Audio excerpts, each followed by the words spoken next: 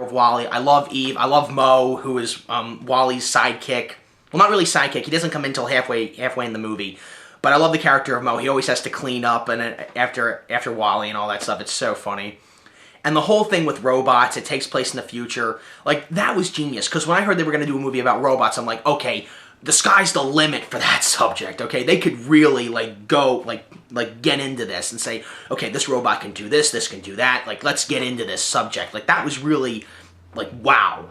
But Wally, you know, like, either you like that or you don't like that. And for me, it was satisfactory. I enjoyed it a lot. Okay, 10th film, Up. The teaser trailer. Balloons carrying a house into the sky. It says Up, coming this summer, fades out. And you look at the trailer, you're like, what is that movie gonna be about? And honestly, it might be one of the best films I've seen in 2009. Like, you know, Pixar, they take these small things that like, you can see these in a movie trailer and you would say, how can you possibly make a movie out of that? Pixar pulls it off every time, and that is what is genius about these guys. They take the littlest things and they expand a variety of ideas on this, and they say, okay, how can we turn this into a story that people around the world will love and enjoy? And they do it every time. So Up is a great film. It really is one of my favorites. 11th film, Toy Story 3.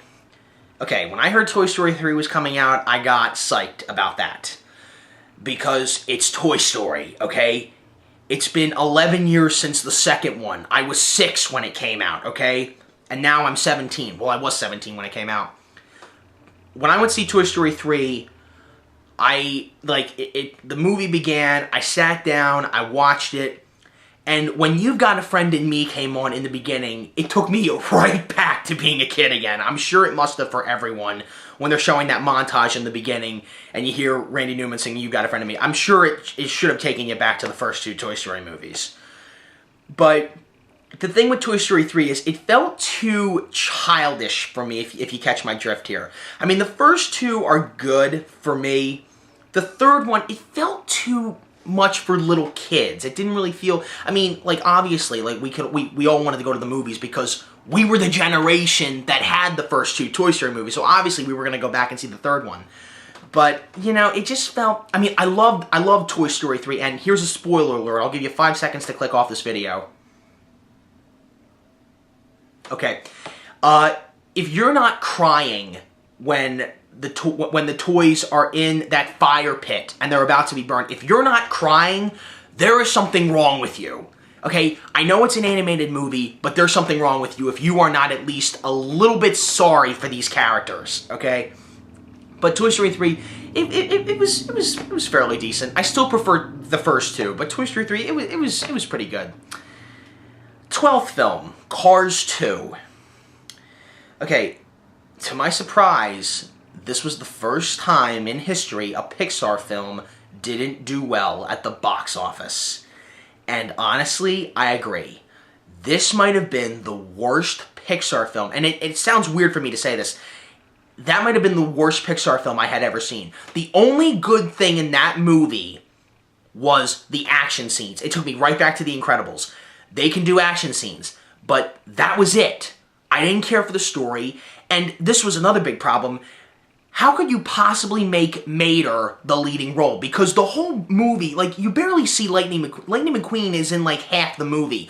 The other half of the film is basically Mater trying to, basically, it's a very stupid plot because Mater, his character is very dull, and these other 2 spies think he's a spy, and there's all these miscommunications where we know what's happening, but everyone's too stupid on the screen not to figure out what's happening. And it's very stupid, and the fact that they're secret agents, I mean, how can you make a car into a secret agent? You know, what is next for this? Like the Batmobile's gonna come in and save the day? Like, come on, you know, how stupid is this? But, I mean, Cars 2, like, when I heard they were gonna make Cars 2, I'm like, no. Cars, the first Cars was barely liked, okay? How can you possibly make Cars 2? So Cars 2, I basically don't like, and I probably will not get that for Christmas because I don't want that one, okay? I have the first 11, but I don't want to get the 12th film. And they have a film coming out next year called Brave. The trailer for that, it looks pretty good. I mean, I'm going to check it out. I mean, it's Pixar. I have to go check it out. But anyway, that's my review on the Pixar films. So what do I think of Pixar? Pixar is great, okay? It really is. Like, these guys really know what they're doing. They don't throw BS at the screen and just cash in the money at the box office. No, they actually take the time. Except for Cars 2, okay? But that's my opinion. Now, I hope you guys enjoyed this episode of AB in the Films, and I don't know. Should I do this show weekly? I really don't know, because I'm doing heavy duty. So, maybe in about 2 weeks I'll do a top 10 favorite Christmas comedies. Maybe I might do that. So, hope you guys enjoyed this, and hope you guys tune in for more future episodes. See you later.